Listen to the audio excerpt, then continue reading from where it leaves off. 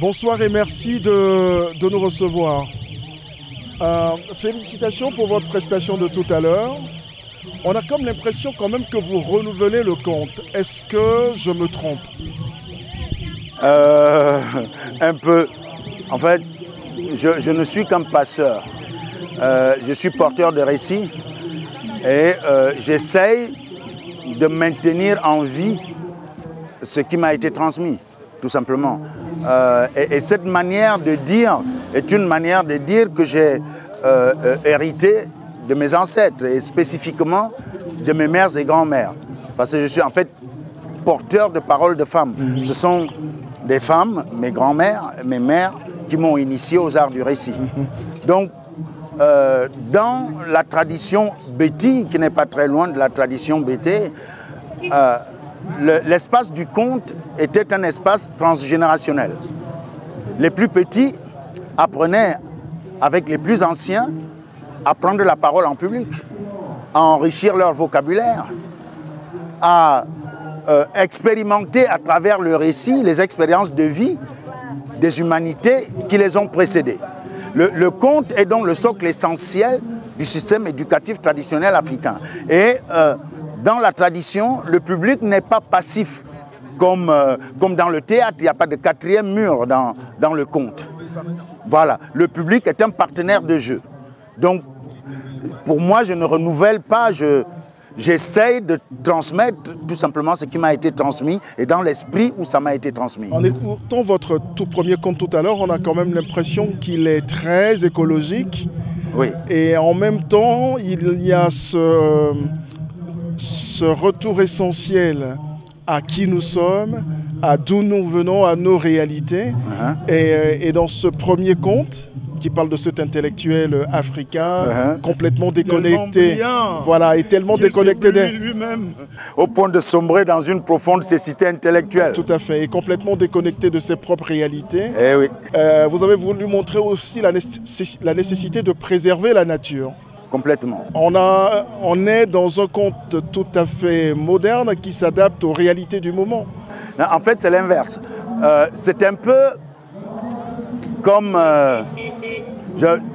comparaison n'est pas raison. Mais en Europe, vous avez entendu parler, par exemple, de La Fontaine. La Fontaine n'a rien fait d'autre que transcrire des récits inspirés de l'Afrique et des Indes.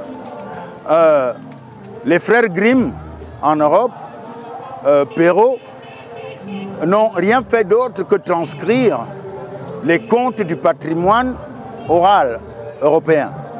Que, bizarrement, c'est un Américain qui a donné une seconde vie au conte européen, un certain Walt Disney, qui a récupéré les imaginaires d'Europe pour les transformer en bande dessinée et en dessin animé.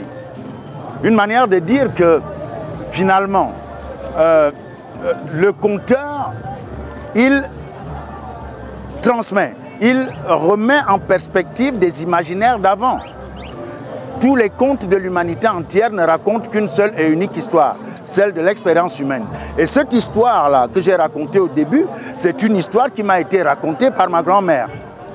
J'ai juste déplacé le sujet de la forêt équatoriale profonde pour le transporter dans le milieu urbain. Ça veut dire que le conte peut évoluer.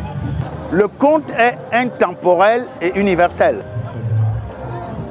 Les expériences de vie des humanités qui nous ont précédés nous éclairent aujourd'hui et nous éclairent encore pour le futur. J'ai d'autres histoires là.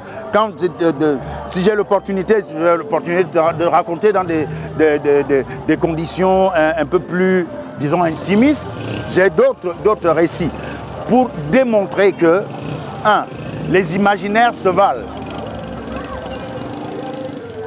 Les récits se valent. La richesse que nous admirons chez les Européens, chez les Américains, chez les Japonais, nos enfants grandissent avec les mangas. C'est inspiré de la tradition japonaise qui se déploie. Mais en même temps, on a comme l'impression aujourd'hui que le conte traditionnel, tel que votre grand-mère vous l'a raconté, tel que moi également, mes grands-parents me l'ont raconté, ce conte-là se perd aujourd'hui. il se perd comme nous avons perdu le lien avec nous-mêmes. Il se trouve qu'il me semble que les Africains sont devenus ce que j'appelle communément, pour emprunter au jargon du système digital, des avatars. C'est-à-dire qu'au lieu d'être porteurs de nos récits pour les partager avec les autres humains qui eux aussi partagent avec nous les leurs, on nous a configurés à déconsidérer tout ce qui vient de nous et à considérer que ne pourrait avoir de la valeur que ce qui vient de l'autre. Or, précisément, l'altérité, c'est je me raconte à vous, vous vous racontez à moi. Si on se retrouve dans le cas de figure où l'autre se raconte à vous et vous n'avez rien à partager avec l'autre, l'humanité est déséquilibrée. Et en même temps, est-ce qu'un conteur africain vit aujourd'hui bien de son art? Est-ce qu'un artiste africain, dans la logique transversale, c'est-à-dire en prenant en compte toutes les autres disciplines artistiques, est-ce que l'artiste africain vit décemment de son travail? Nous sommes dans un continent où on considère que le secteur artistique et culturel est un secteur accessoire. Vous voyez? On considère que l'artiste, d'ailleurs dans la plupart de nos pays, l'artiste n'a même pas de statut. Donc la question n'est pas de vivre de son art ou pas. La question est, comme disait Fanon, que nous devons, génération après génération, dans une certaine opacité, déterminer nos missions, les remplir ou les trahir.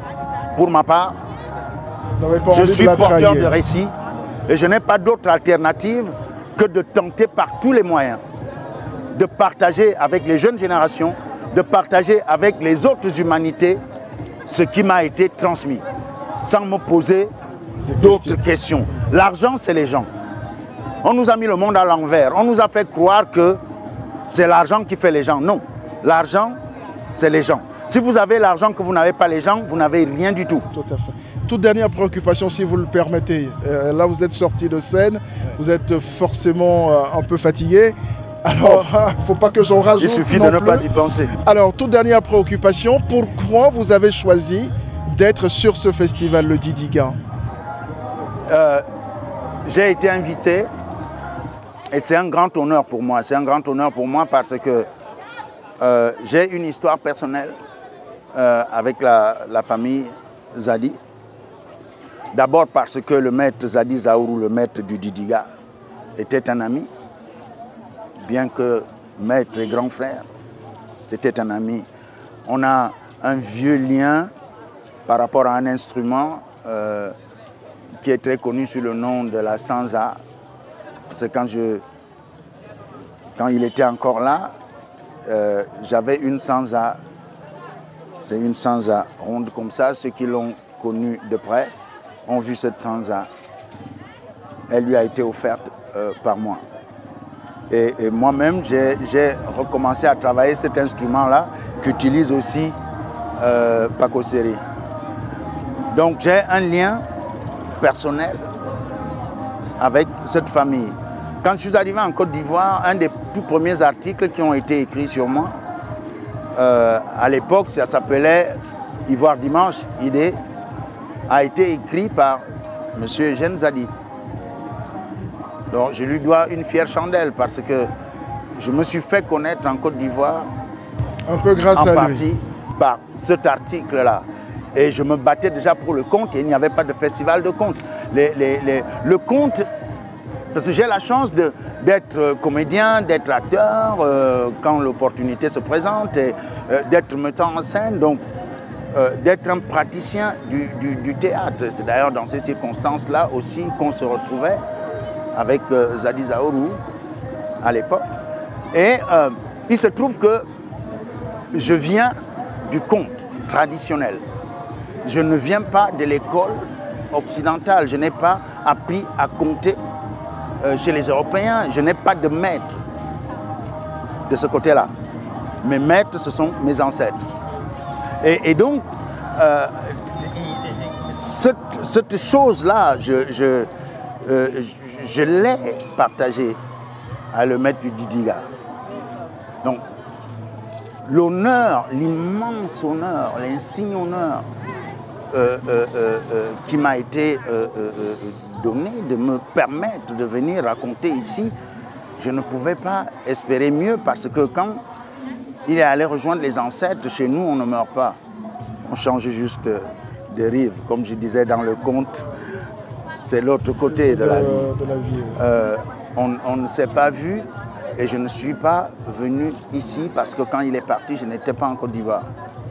Donc c'est un moment d'émotion intense pour moi d'être à Yakoli Dabo pour ce festival et que la famille Zadi ait pensé à moi pour venir compter.